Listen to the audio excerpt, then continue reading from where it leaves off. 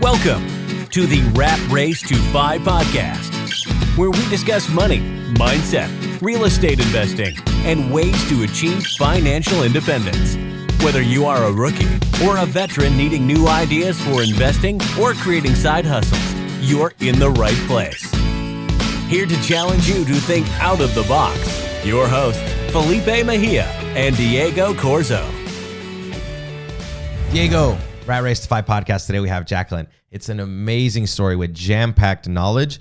It's interesting. I think this is honestly probably one of our most meaty podcasts with DIY. Jacqueline's in Canada.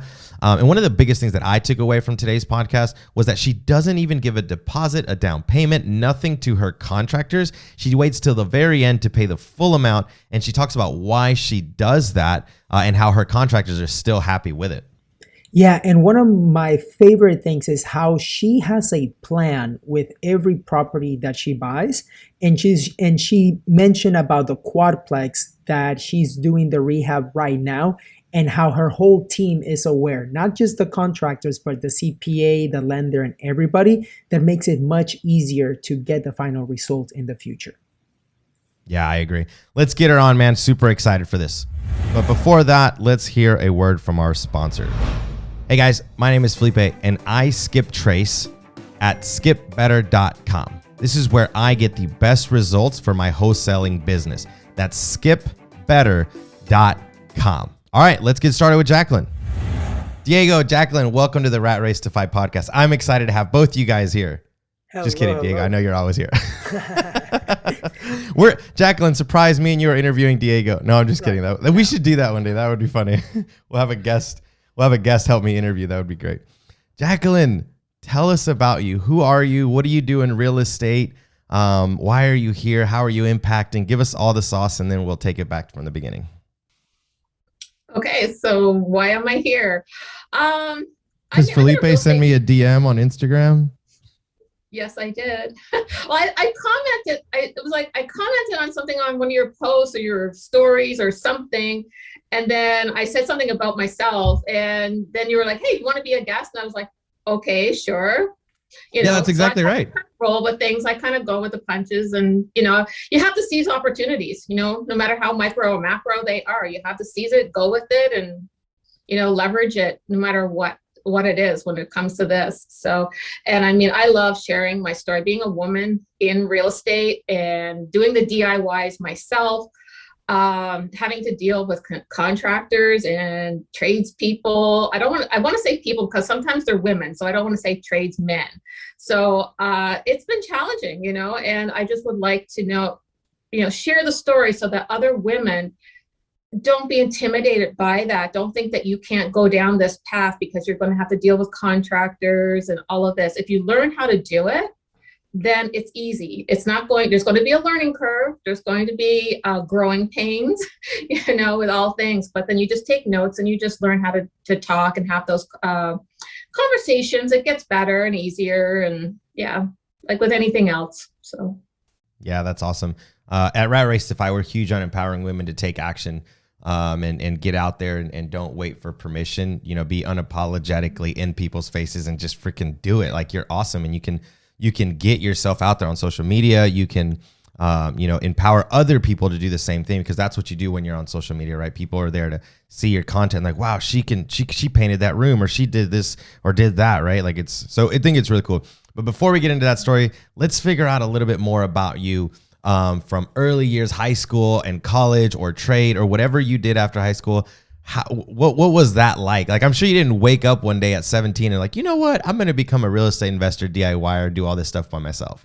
What was high school and college like for you? What did you do? What were your hobbies? I wish I had woken up at 17 and had that thought. Me too. Because I wasted a lot of time and a lot of money on university. And where did that get me? But high school, I was in a aerials acrobatics team. It was called the Aerials. And nice. I am not athletic by any stretch of the imaginations. But and then when I was in university, my last year of university, I didn't have enough on my plate. So I thought, hey, why don't I start weightlifting and training and become a fitness competitor? So that was the last year of my university. I love a challenge. I love putting stress on my plate and dealing with it and stuff like that. So that's my background in terms of sports and what I did in university and things like that. But when I graduated from university, I didn't get any career out of that, not in a field of study. And I ended up at a frustration because I couldn't get a career or job or anything in what I had studied. I came home one day from the gym and said, hey, I bought a cafe. And so I bought myself a job and I ran that for 2+ years, and I had no idea how to run a cafe, but I learned. And so there was growing pains with that. And that was up in Northern Ontario. And I got that because I was in a relationship with somebody in Northern Ontario. And that relationship dissolved. So I, sold the cafe and I moved to Southern Ontario. There's, big commute. There's like a 10-hour drive. So I left Northern Ontario, came to Southern Ontario. And the same thing, there was more job opportunities, but again, it wasn't anything I was enjoying. It wasn't anything that gave me passion. And so I went back to college and became a dental hygienist. And 3 years into that career, I was like, oh dear God, if I had to spend the next 25 or 30 years doing this until I'm no longer able to work and I retire, I am just going to go crazy. And I had no idea what I was going to replace that income with, because it was a good income. I was making $47 an hour. I was working 12-hour shifts, 5 days a week. And it was just no way to live. It was just, I hated it. And so to preserve that career, I put my house up for sale and it did not sell. So out of frustration, I rented that house and bought a house much closer to where I was working.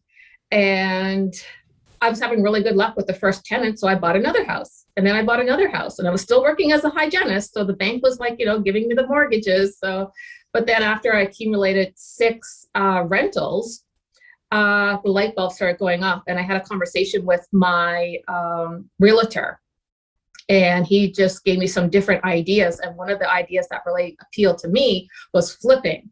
So I took a break from hygiene. I quit the office that I was working in, and I bought a flip. It's a cupcake flip. It only needed cosmetic renovations. That's what it really benefited. And I had no DIY experience really prior to that, except for painting, some laminate flooring, which can be challenging if you've never done it before. But I watched a lot of YouTube, and you learn. And so after that first flip, I was like, oh my gosh, I am never going back to a dental hygiene office ever again. I don't know what path I'm on, but I am not leaving this path. I love being my own boss. I love having my time be mine. And I work when I want to work. And if I want to work 14 hours one day, if I want to work 4 hours the next day, that's what I do. And so about 3 years now, I've been a serial house flipper. Despite the pandemic and everything, I've kept persevering and going, even though it's been challenging with rental materials coming in. So sometimes it takes 4 months for something to come in. So there's obviously a lot to unpack there. First, I can't let you just roll over this. You said a cupcake flip. Is that what you called it? Yeah, I call it cosmetic flips, but I heard somebody say cupcake, and I'm just like, oh my gosh, I'm going to use that word from now on. So funny. A cupcake or a lipstick flip. That's what I've always heard, lipstick. Yeah. But I like cupcake. I heard someone else say it, and I was like, oh my gosh, I love that. I'm going to use it, cupcake. So I was listening to what you were saying and trying to understand like why anyone would want to go into flipping from making $47 an hour. Now I get what you're saying, where you're like, well, I don't want to live my life that way because you're working hella hours. And I get that. But $47 an hour to changing toilets, that's like a really big difference because you can't really calculate the hours on a flip. But it's interesting because you also said that you had a cafe, you were doing the hygienist job, making $47 an hour. It sounds to me like you're not driven by money. Can I make that accurate assumption? Because you went from making a really good salary to flipping properties. So to me, it sounds like you're motivated by something else. Maybe it is that you just don't want to have that job and you call it a I need to be cupcake. happy with what I'm doing. I need to be happy with what I'm doing. When I got interviewed for the hygiene program, one of the questions for the interview was, why do you want to enter this program? Because it was a 2.5-year program. It was like $45,000 for me to go in because it was a private school. Yeah, it was a lot of money. And my answer in that interview was, I want to wake up and love where I'm going to work. You know, I need to love where I'm going. I need to love what I'm doing. And I thought hygiene was going to give me that. I thought I was going to love it. But like I said, like 2-3 years into that career, I did not like the work environment. I didn't like the job. I just did not like it. And I was like so unhappy. And I was like, I can't live like this for 25, 30 years. But like, how do you walk away from a job that pays you, that's paying that mortgage that's over your head, you know, and putting the food in the fridge? Like, how do you walk away from that? And I didn't want to spend another $10,000, $20,000 going back to get another career. So when I stumbled onto the flipping, and even with it, when I was acquiring the rentals, I had no idea that you could be an entrepreneur, get wealth through that. Like, I hadn't done any education. I hadn't done any work, or I hadn't looked into it. To me, it was just like, oh, you know, here it is. And I was advised that this was a good way to do things. And also, when I was doing my RSPs, I was here in Canada. I think it's called something else in the States for you guys, 401k or something. Yeah, 401k. Yeah, so here in Canada, it is called RSPs.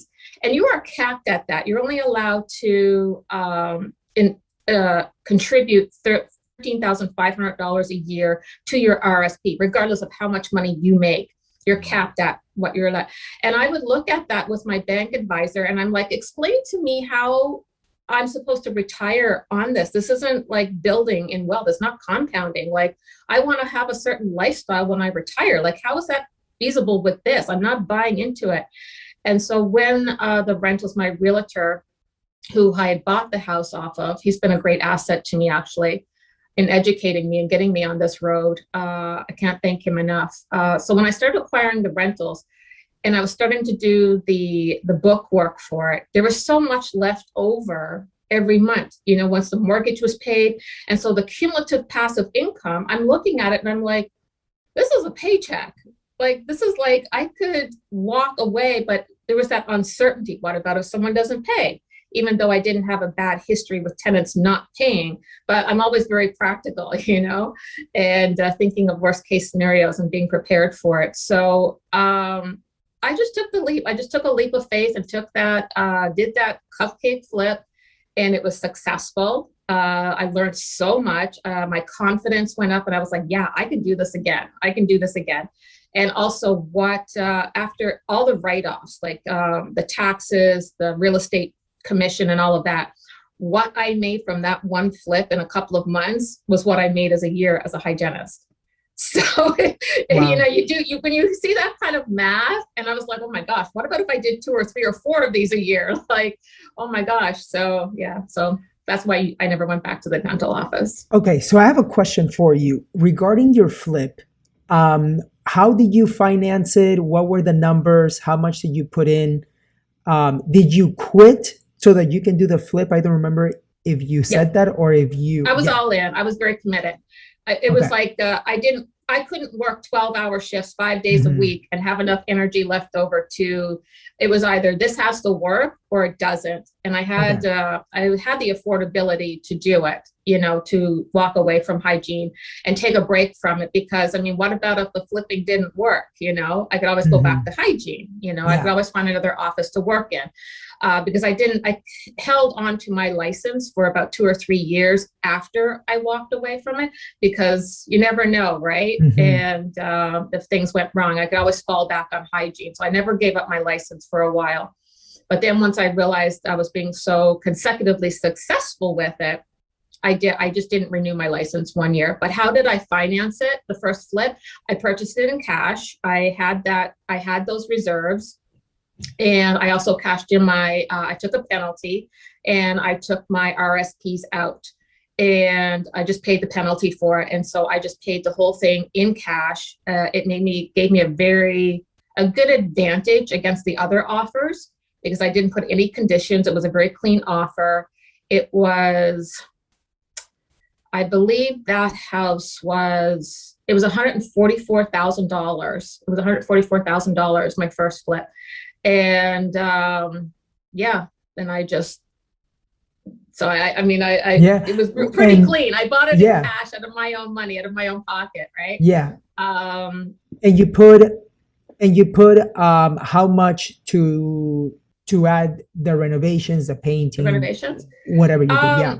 The first couple of flips, like I said, they were cupcake flips, and they really benefited. They didn't need a new furnace. They didn't need new windows. They didn't need rewiring or plumbing updating or anything like that, or a new roof or anything like that. It just really benefited from getting rid of the orange carpet that 20 cats had lived on for 20 years. You know, it was just really, really cosmetic. I made sure that there was no foundation issues or didn't need waterproofing or anything like that. Made sure of that so that there was no surprises. But my rental budget for the first couple, it started off at $10,000 and I was right on budget. And then I graduated to about 15,000. And then I graduated to about 25,000. And then the last flip that I did, it was between 27 and 30. 27 and 30.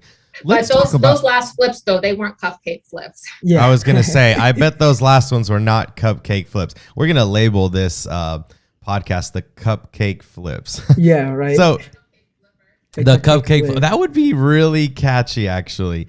But tell us about let's start with, tell us the difference between a $10,000 rehab, right? Very cupcake, and a $30,000 flip. And then, wait, it's not dollars. Yeah, yes, it is, right? Yeah, it's dollars. Yeah, okay. So tell us that difference and what lessons you learned along the way to make you feel comfortable doing the bigger flips. So the very first flip, I am a huge, I'm a frequent flyer at Habitat for Humanity, which is called Restore. And you can score, and it's tax-free when you buy stuff there as well.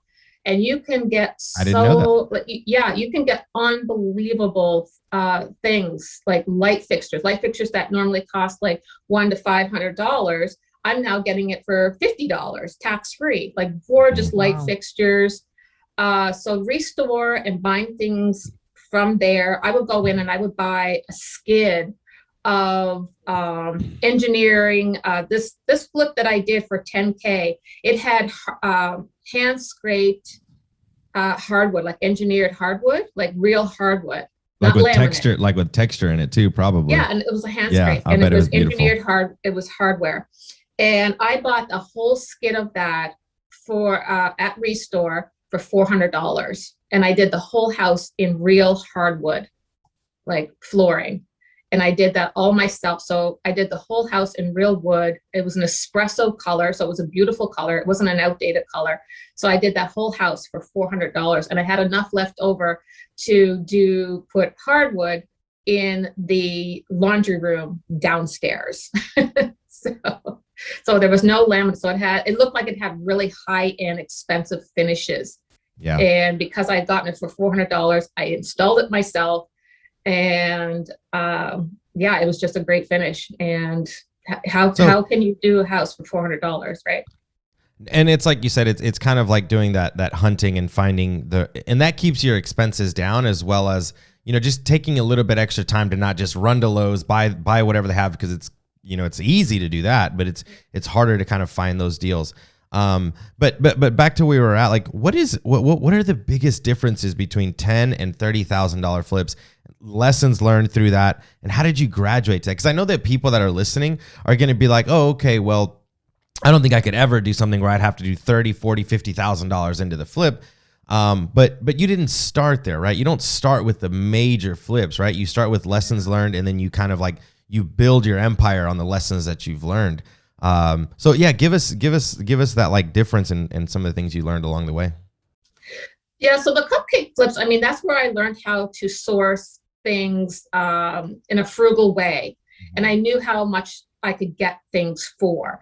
So when I walked into the next house, I already had an idea of like, okay, this flooring is going to cost me this. These light fixtures are going to cost me this, just based on my previous experience. So then my confidence was growing as well, and wasn't so intimidated. So when I started walking into things that like, okay, I'm going to knock this wall down. And the first time I did that, I was like, holy shit, I just knocked down a wall. It's real now. Like, oh my God, I just knocked the wall down.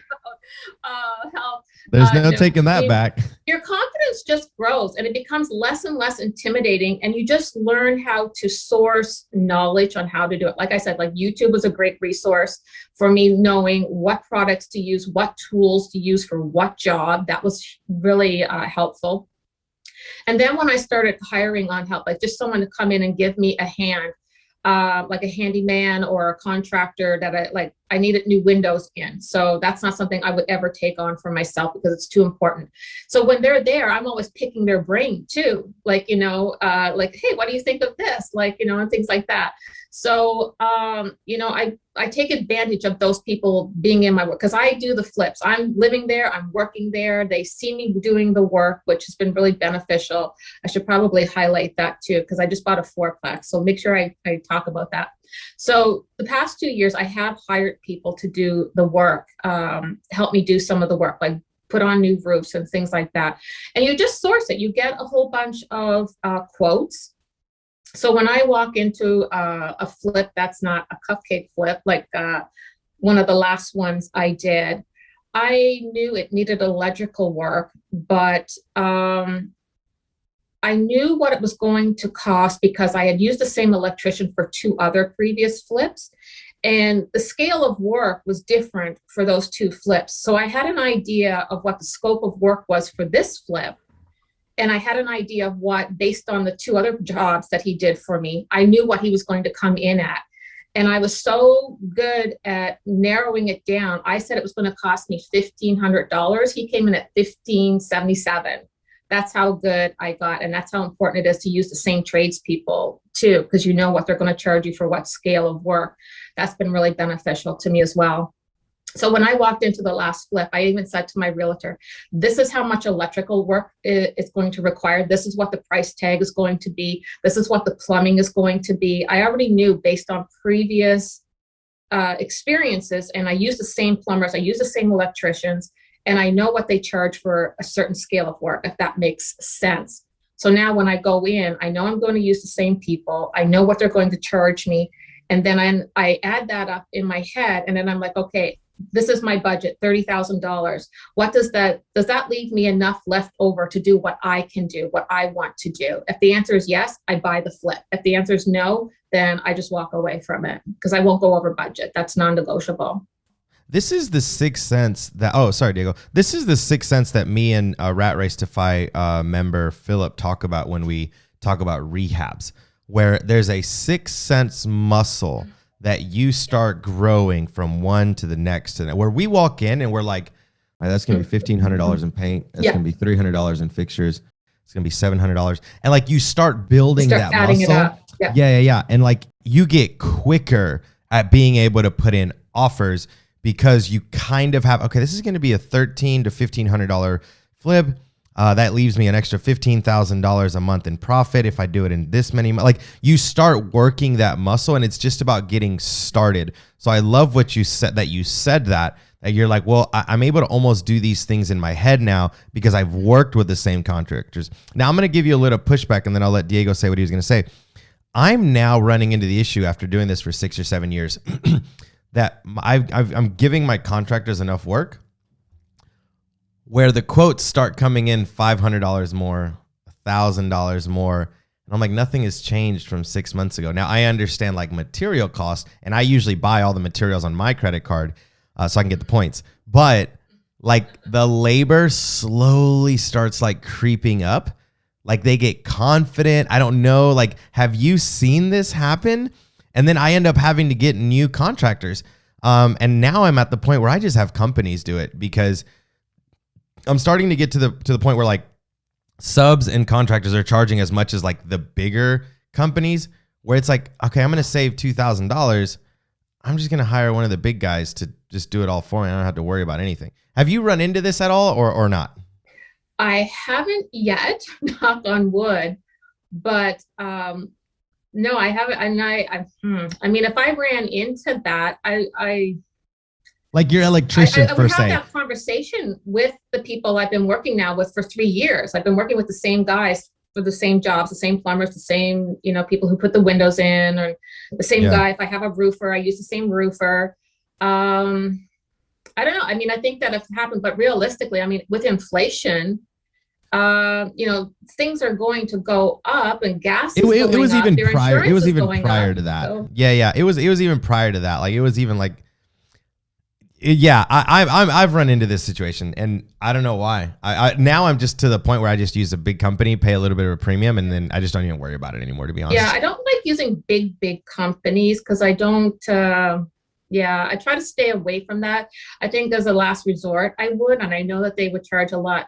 But I mean, over the years, if the people I'm working with and who I'm familiar with, if they came in a little bit higher, I mean, I think that I would expect that after a couple of years, I would expect that. And if it was outrageous, like something glaringly like, okay, you did this at last flip, and it was $5,000 less. What the hell, Neil? I would say something and justify it to me, walk me through it, and if it makes sense to me, and if I feel like I'm not being gouged, then I'll be like, okay, this is the price. This is what it is, but I would have that conversation. Absolutely. I would. Yeah. I have no problem having the conversations. Those hard, tough conversations. In the last 6 to 8 months, I've really realized, or I've really started to negotiate, quality over price. So I'm okay with paying you what you're asking me for, but it needs to be done in the time frame you said. It needs to be done when you said. It needs to be done with the materials you said. I'm not going to negotiate your price as much anymore. If I think it's fair and it falls within $500 of everyone else, I don't care. But if you say you're going to start Thursday at 9 and you're here at 10, then we're either going to dock pay or I'm not going to let you in the house. We have a top. Yeah, I've had that. So I'm starting to negotiate quality more over price, and I think that's helping me a lot. Sorry, Diego, I cut you off, dude. I'm so sorry. Go ahead. You're good. You're good. No, okay. My question was, so how was it trying to find the contractors, and like, did you call multiple people that you found online, on Craigslist, on all these other websites? No. And then let's be honest. Let's also be honest here. As a woman, like let's help other women that are listening in empowerment. Mm-hmm. Like how nerve-wracking was that? Or was it just like, this is going to work out? Like walk us through that as well. Not just finding them, but like having to manage them. I think that's a whole podcast in and of itself. Okay. Version 2. So, I mean, with the rentals, I did take on and do a lot of the stuff myself, but sometimes it just wasn't feasible. I was working at the dental hygiene office. Something came up with a tenant. And so again, the same real estate agent, he had rental incomes. And so I would just call him up and I was like, listen, I need someone to go and deal with this toilet. I can't be there all the time. They can't wait until the weekend. And so I sourced his handy person. And it was just an older gentleman, Italian guy. I don't think he was licensed, but nothing that required a license. None of that work was being done on any of my rentals. They were in really good condition. So he was a handyman. So I had my first experience with him, just dealing with him. And he was a nice person. And he gave me some tips too on how to source and deal with people and how to talk to them. And he was just like, you got to toughen up and put your big girl pants on sometimes when you talk to these contractors. And so when I started flipping, I hired him to do some of the work, but some of the work required someone who had a license and bondable, because my insurance policy wanted to know who was doing the work, and they had to have proof. The insurance company wanted proof that the people I'm hiring had a license and that they were bondable. Fair enough. And so they come with a little bit more money. But so then I got into things like roofing, windows, and all of this stuff. How do I find those people? Well, I Googled it and I would have no luck. People would show up. And I'm like, I don't know. I don't know. I don't know.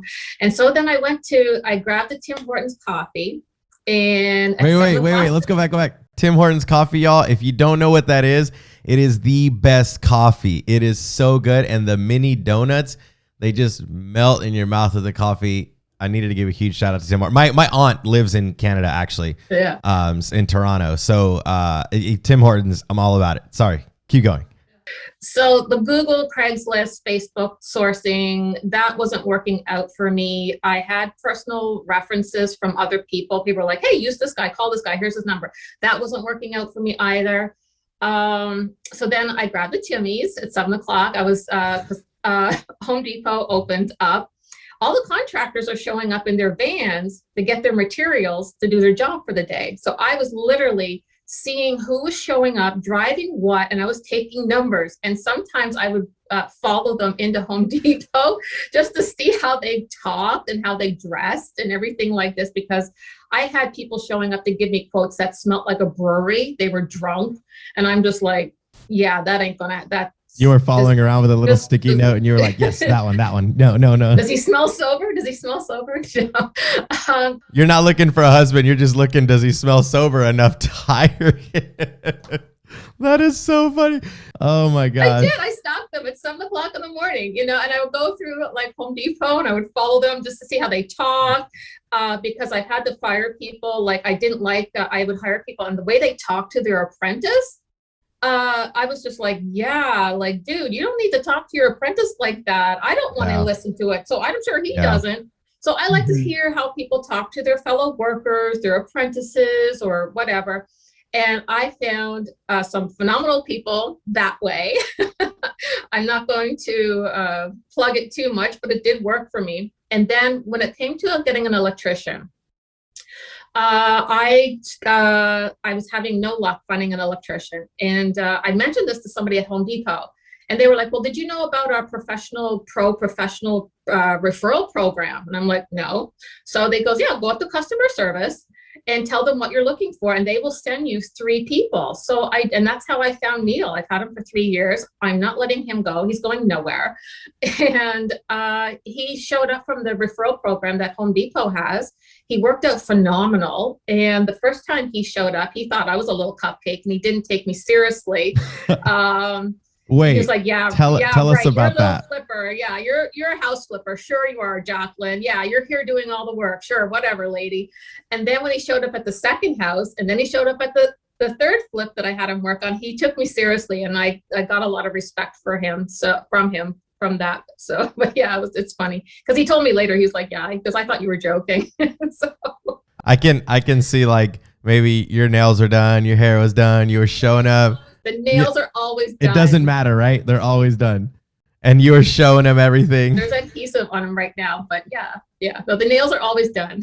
That's hilarious. I can imagine a contractor not taking, and then going back to the truck, talking to his help, like, oh, this is going to be great, guys. We're going to get paid. It's going to be an easy win. And now he ain't going anywhere. But yeah, after working with me, Neil, I loved his work ethic. He was so honest. I loved everything about him and his crew. And so when it came to having to hire, because I relocated, I went from Niagara Falls to Windsor, and I had to start all over again. That's where I found Neil, and I had to find other people, roofers and all of this. And I just thought, wow, he has a lot of respect for I'm sure he's going to gravitate towards people who he has respect for and who has a good work ethic. And so any people that I needed to hire after that, I got it from him, and they've always worked out. I've been so lucky. And to the point where on December 2nd, I closed on a 4-plex, my first multifamily, which is huge for me, and it requires work, but I wanted to step away from doing the work. And I had to give up some control because I knew that in order to scale up and get into bigger multifamilies and keep scaling up, I have to relinquish some of the control, Jacqueline, and I am a control freak. And as they will tell you, Neil will tell you. And I just had to step back, but I had to trust the people I was hiring. And I've been working with them now for over 2 years. They know what my expectations are. They know how, if I'm not happy, I'm going to speak up for myself. I'm going to point things out. So that communication, the style of communication and how to resolve conflict, that's there, and they know how to take me. I know how to take them. And so I think that's very important too. So so the past couple of months, they've been working on my fourplex for me, and I've been stepping away from it and hiring it out because I want my time back. So let's jump into your fourplex, but I want to ask really quick before we do that last question on Neil. Yeah. How do you pay contractors? Because this is a huge topic of conversation where people pay their contractors different ways, either all up front, some materials, yada, yada, yada. What is your pay structure for your contractors so that other people can see if this would work for them as well? I have never given a deposit. I absolutely refuse. Me neither. I agree 100%. Yeah. No, I will never give a deposit. And when it comes time to pay, when they're done and I'm happy with the work and I'm satisfied, they send me the bill and they get paid that day by e-transfer. Now, do you withhold 100% of funds until the job is done? Yes. Wow, that is powerful. I'm going to dig into that a little bit more and then let me explain how and maybe you can dissect mine. I walk the job. We talk about, okay, half the time I can pay at the very end because the contractors now know me. But when we have a new one, we'll talk about the job and let's say it's drywalling one wall, 4 pieces. You're going to get paid 33 1/3% of the job when that 33 is done. And at the very end, I'm going to owe you 33 1/3 until you are done. And we've figured out that I like the job. That has helped me create the relationship most of the time. But by the end of, by the time they've done a bunch of work for me, then it's just they like to get paid at the end. Why do you do it that way? Why do you wait to the end? And are the contractors okay with that? Yes, they are. No one has ever asked me for a deposit. The people who, over the years, I've been doing this now for almost 7 years, it'll be 7 years this summer. The people that have asked for a deposit, it hasn't been a positive experience. I don't want to hire someone who doesn't have those available resources. Like, you need me to give you the money. You don't have the affordability to go buy the materials right now. Like, what? And I don't like that feeling. It's like living from paycheck to paycheck. The people that I hired, they're financially successful. I think they just don't ask for it, and they never have. The people that I've continued to reuse and reuse, they just never have. And like I said, the day I get that receipt by email, once their accountant or their business manager, office manager sends over, I get that email. This is how much is due. They get an e-transfer me within the hour. So they never have to worry. They know they don't have to worry. With Neil, the electrician, the bill was $12,000 for one house one time, and he didn't ask for anything up front, but I have a history with him. He gave me the bill. He got $12,000 that day. He knows I'm good for it. And so the people that he referred to me, he would call them and he goes, you don't have to worry about her paying you. I think that helped too. I think that might be a thing now that I think about it, because he would always, the people who shop go, Neil really vouched for you. He says you're a good girl and to do a good job, do a good work for you, because if we don't, then you're going to call us out on it. And I would just laugh and, thank Neil and all of that. So I'm like, yeah, that's good. Thanks for the endorsement, Neil. But yeah, no, I think that when he called them up, I think he would say, listen, she's good. You don't have to worry about getting paid. She pays on time. She doesn't pay in installments. And so yeah, I think that's a huge part of it. I think Neil's the culprit here. That's good. And what is your game plan with a quadplex? Like, are you going to keep it as a rental? Are you going to flip it? What are you going to do? I'm going to keep it for the short term. I feel confident taking this on because I'm going to be snowballing all my landlady lessons that I've learned, and I'm going to use my superpowers now for multifamily. I'm going to snowball what I've learned. I have systems and processes, and I have a good, when I got my first tenant, I didn't even realize that you should do tenant screening. I had no idea. And that was 7 years ago. Obviously a lot's changed. So I'm bringing that, and obviously just my confidence and just having those talks with tenants. It can be difficult for me. I hate confrontations with tenants. I hate having that talk, but If you do it appropriately and come at it, in a non-confrontational way, it goes 99% of the time, it goes well. So with the fourplex, my plan is to flex my skills. And if it goes well, I think it will, I'm going to buy bigger multifamilies. I want to go into commercial, and just keep snowballing my expertise, my knowledge, and keep growing and scaling, and building up my confidence and things like that. The fourplex, I was able to buy it vacant. It was a 90-day closing. So I put an offer, it got accepted, but I had a 90-day closing because I wanted to give the current owner time to get, one unit was empty. So there's only 3 people to get rid of or ask them to leave. Because this fourplex, it was going to be my first BRRRR also. So I had to make sure I had the opportunity to go in and do the proper work to put value add on, because my lender knows that this is going to be my first BRRRR. My accountant knows that this is going to be my first BRRRR. And so can I stop you right there? Yeah. And this is important. So this is the only reason I wanted to cut you off really quick. Everyone on your team knows your plan. There's no surprise as to what you're doing. And this is huge. So if you're listening, pay attention to this part. Jacqueline just kind of went over it, so sorry for interrupting you. But it's important that the team, your realtor, your lender, your CPA, everyone knows the plan for what you're doing. And I think one of the reasons that I'm writing these notes down, one of the reasons that I think you're very successful is because there's no surprises. Your contractor knows when they're getting paid. It's a flip, it's a wholesale, it's a BRRRR, it's a rental. Like, everyone knows what you're expecting of them. The lender knows that when you're done, you've done this amazing rehab, you've seen the value add, you've forced appreciation, and then you're going to BRRRR the property. He is ready and waiting for you. And it's not like, oh, that's what you're going to do with the property? Well, let's see if it appraises. You've probably already had these conversations. So everyone on your team knows the expectation from Jacqueline of what you're going to do. Your CPA is probably getting ready for the taxes or any implications that is going to come through with it.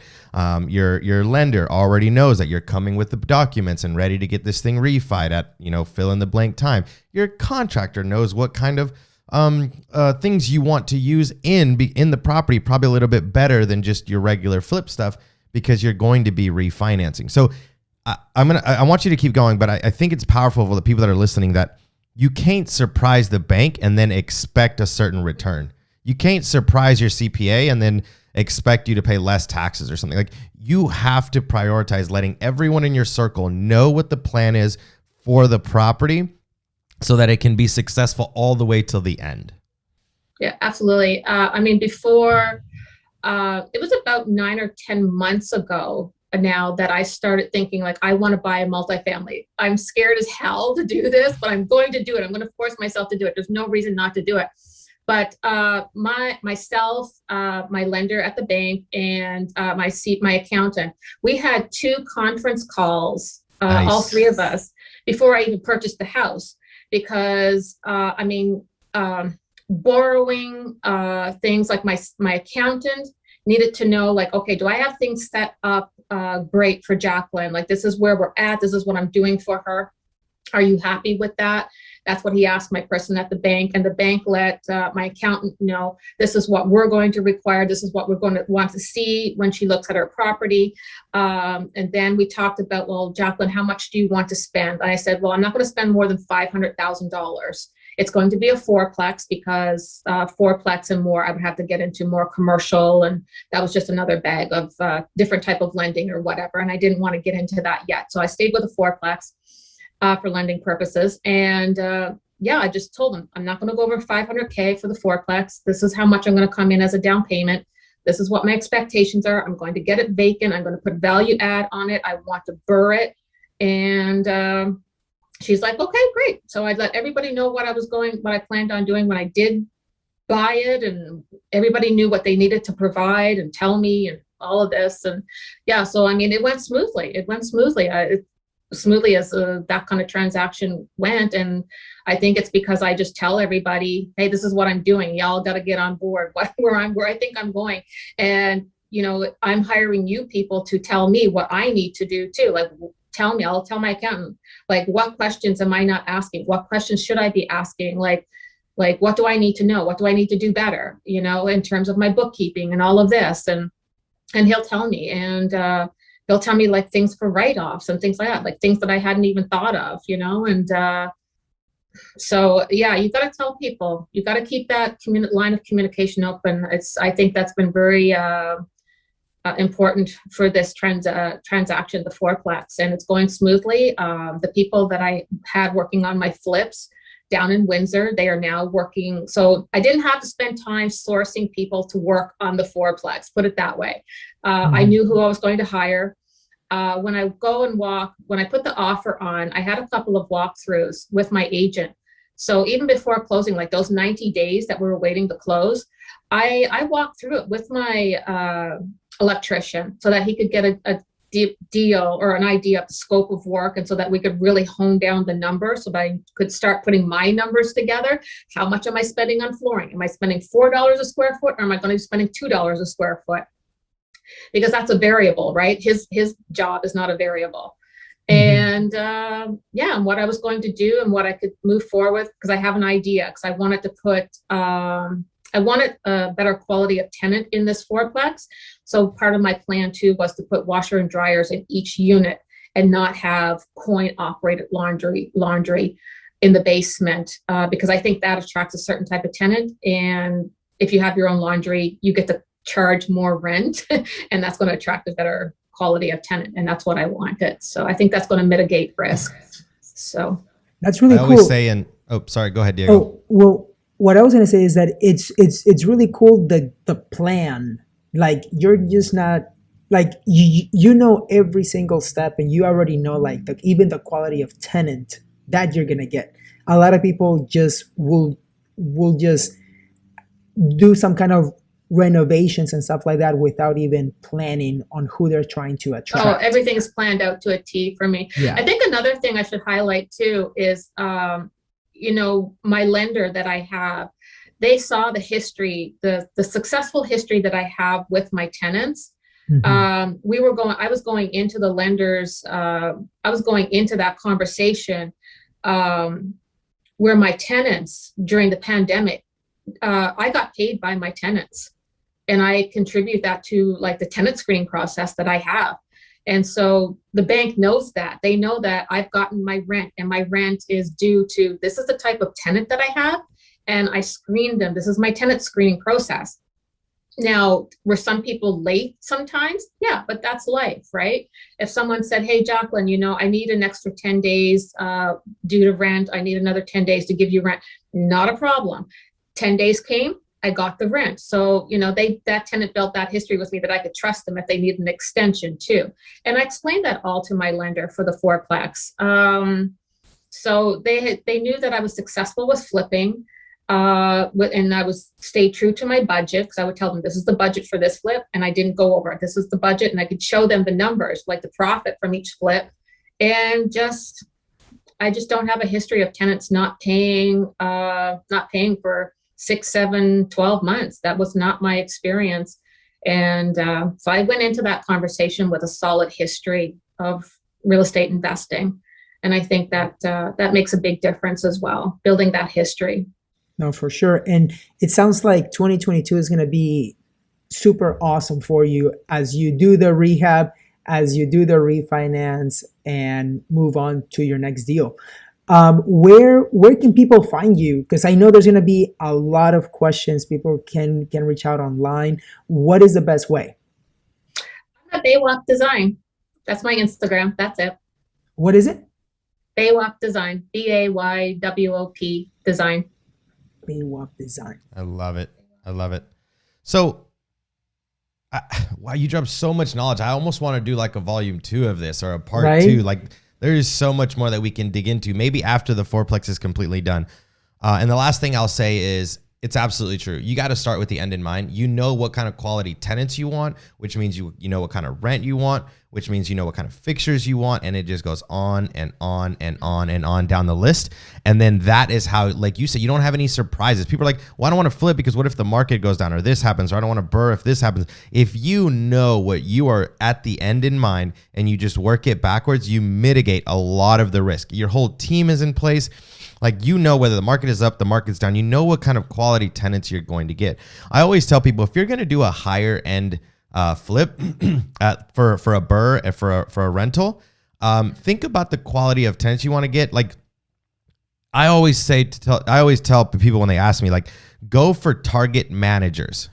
Go for managers. Go for, like, if that's the kind of tenant you want, you know what their salaries are, and start looking where they're renting, what they're paying, and things like that, right? Like, I know that Target sends their managers to different places and they have to rent for a year, or and I say Target because I got a buddy that works at Target. He tells me all the time how this works. So just like know what kind of quality tenant you're going to have, and then fix the property to match them versus like, oh, I think this would look cool. So go. I think that's super smart. You hit the nail on the head. Finish with the end in mind. Jacqueline, any last words before we get out of here? Just don't procrastinate on the networking you need to do. Curate your knowledge, your people, your network. Don't procrastinate on the knowledge and the people that you need, because you can't do this without not knowing, and you can't do it alone, whether it's whatever that is. Build a great team, treat them well, and give them Christmas bonuses, and keep them near because they're your life. Take care of you. Yeah. I love it. Well, Diego, Jacqueline, it's been a great podcast. Probably one of the most jam-packed with knowledges that we've ever had. So thank you so much for jumping on with the Rat Race to 5 podcast. Have a good day, guys. Thank you. The Rat Race to 5 podcast, where we discuss money, mindset, real estate investing, and ways to achieve financial independence. Whether you are a rookie or a veteran needing new ideas for investing or creating side hustles, you're in the right place.